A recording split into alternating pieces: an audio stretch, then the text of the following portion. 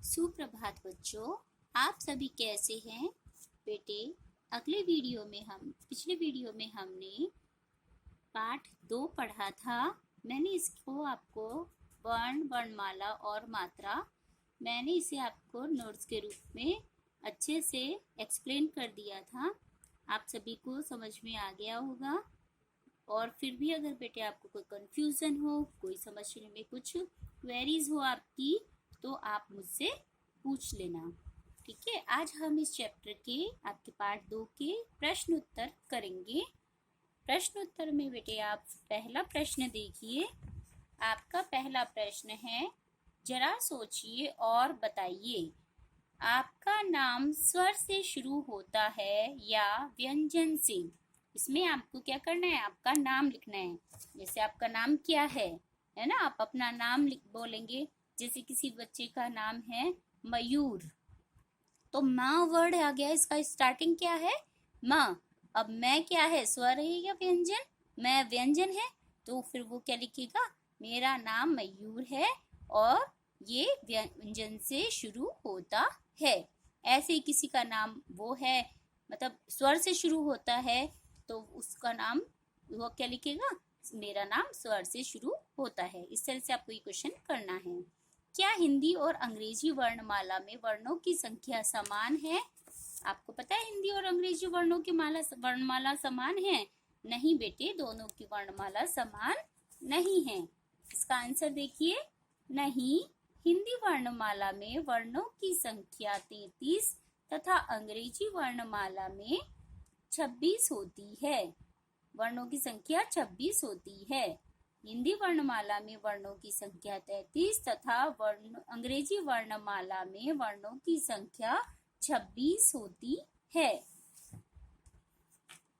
तीसरा प्रश्न है आपका, वर्ण से आप क्या समझते हैं? इसका आंसर आपके एक बार फिर से का पहला पॉइंट है, भाषा की वह सबसे छोटी इकाई जिसके टुकड़े नहीं किए जा सकते उसे वर्ण कहते हैं। एक बार फिर से देखिए, भाषा की वह सबसे छोटी इकाई जिसके टुकड़े नहीं किए जा सकते उसे वर्ण कहते हैं। अगला प्रश्न है आपका, स्वर व व्यंजन में क्या अंतर है? इसका उत्तर देखिए बेटे, आपकी बुक के पीछे देखेंगे आप, तो स्वर की डेफिनेशन, स्वर की परिभाषा और व्यंजन की परिभाषा, इसका आंसर है, जिन वर्णों के उच्चारण के लिए किसी अन्य वर्ण की सहायता नहीं लेनी पड़ती है उन्हें स्वर कहते हैं। हिंदी वर्णमाला में वर्णों की संख्या 11 होती है। इसमें आपको स्वर की या ये डायग्राम भी आपको बनाना है। ठीक है, ये सारे स्वर 11 स्वर होते हैं। 11 स्वर का आप नाम लिखेंगे इस डायग्राम के द्वारा। और व्यंजन की डेफिनेशन देखिए, जिन वर्णों के उच्चारण के लिए अन्य वर्णों की सहायता लेनी पड़ती है उन्हें व्यंजन कहते हैं। हिंदी वर्णमाला में व्यंजनों की संख्या 33 होती है। जिन वर्णों के उच्चारण में अन्य वर्ण की सहायता नहीं लेनी पड़ती उन्हें हम स्वर कहेंगे, और जिन वर्णों के उच्चारण में हमें किसी अन्य वर्ण की सहायता लेनी पड़ती है उसे हम क्या कहेंगे, व्यंजन कहेंगे। मात्रा किसे कहते हैं? इसका आंसर आप एक बार फिर से का तीसरा पॉइंट देखेंगे, व्यंजनों के साथ लगाए जाने वाले स्वरों के चिन्ह मात्रा कहलाते हैं। एक बार फिर से देखिए, व्यंजनों के साथ लगाए जाने वाले स्वरों के चिन्ह मात्रा कहलाते हैं। बेटे ये 3 प्रश्न आपको, ये 5 प्रश्न आपकी नोटबुक में करने हैं, ये आपका होमवर्क है। ठीक है, इसके अलावा ये आपको बुक में फिल करने हैं। अगला प्रश्न देखिए, निम्नलिखित संयुक्त व्यंजनों के 2-2 शब्द बनाइए। संयुक्त व्यंजन है आपका श से क्षत्रिय। क्षत्रिय से 2 वर्ण क्या क्या है, कक्षा और शिक्षा। दूसरा है स से त्रिशूल, त्रिभुज, त्रिकोण। ज्ञ से ज्ञानी से बनेगा ज्ञानी और ज्ञात। श से श्रमिक, श्रमिक और श्रम। अगला प्रश्न है आपका, नीचे दिए गए स्वरों से उनके मूल रूप में 2-2 शब्द बनाइए। जैसे ए है तो ये ए एज इट इज आएगा मूल रूप में, तो ए से शब्द क्या क्या बनेंगे, एकता और एडी। आ से आजकल, आइसक्रीम।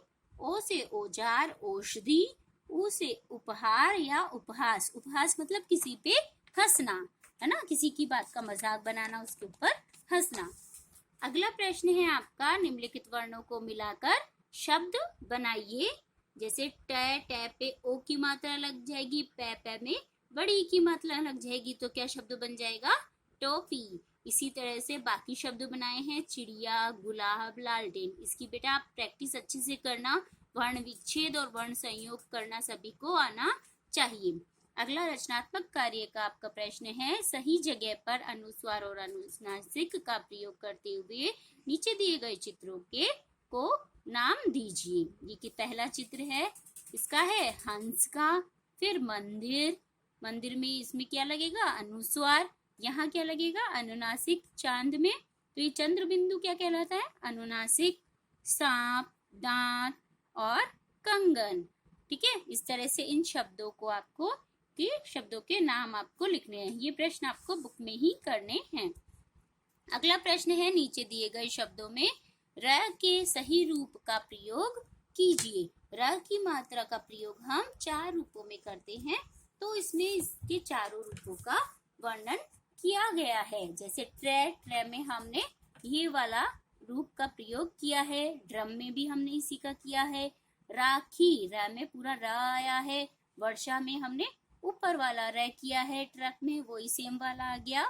सूर्य में ऊपर वाला र, क्रम में ये वाला। और एक आप देखते हैं ग्रह, ऐसे भी हम नीचे वाला भी यूज करते हैं र की मात्रा। तो ये इस तरह से हमारे 4 र की मात्रा के शब्द काम में हम लेते हैं। तो ये प्रश्न आपको बेटे इसी में से देख के करने हैं। इसके अलावा बेटे, इसके अलावा मैं आपको कुछ अन्य महत्वपूर्ण प्रश्न भी करवा रही हूँ, जो कुछ इस तरह से हैं। ये बहुत छोटे से और मतलब थोड़े से ही प्रश्न हैं, 3 प्रश्न हैं। पहला प्रश्न है इसमें, निम्नलिखित शब्दों के वर्ण विच्छेद कीजिए। हिरण, हिरण का वर्ण विच्छेद कैसे करना है में ई की मात्रा लगानी है, र में ए छिपा हुआ है, न में अ। इस तरह से आपको बाकी बादल, मोर और पुस्तक के वर्ण विच्छेद करने हैं। विसर्ग का उच्चारण कैसे किया जाता है, उदाहरण सहित स्पष्ट कीजिए। इसका उच्चारण ह की तरह होता है, जैसे प्रातः है, अंत है, छह आदि। निम्नलिखित अक्षरों पर अनुस्वार और अनुनासिक की मात्रा लगाकर शब्द बनाएं, जैसे पतंग, 5, अंगूर, चांद, आंख, कंगन। ठीक है, ये तीनों प्रश्न आप अपनी नोटबुक में करेंगे। ये एक्स्ट्रा क्वेश्चन, अन्य महत्वपूर्ण प्रश्न करके आप इसी तरह से अपनी नोटबुक में कर लेंगी। ओके बेटे, अगले वीडियो का इंतजार कीजिए। तब तक के लिए बाय बाय बेटे, हैव अ नाइस डे।